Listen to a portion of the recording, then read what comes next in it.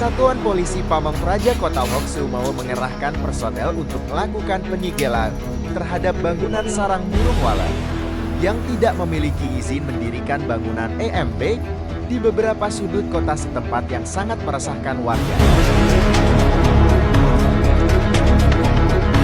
Penyegelan ini dilakukan karena pemerintah Kota Hokseumawe tidak pernah mengeluarkan izin untuk usaha burung walet.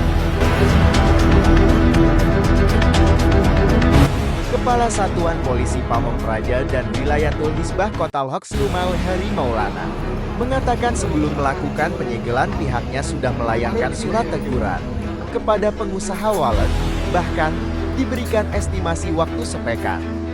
Dari hasil pendataan oleh petugas, terdapat 56 titik lokasi penangkaran burung walet ilegal di Kota Hokseumawe.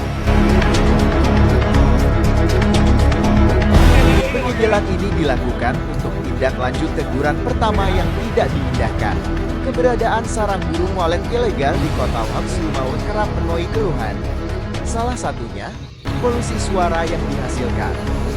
Bahkan dari gerakan Muda Aceh Gema sempat melakukan aksi demo mendesak Pemkol Hokseumawe agar menertibkan sarang walet yang sudah menjamur di Kota Hokseumawe.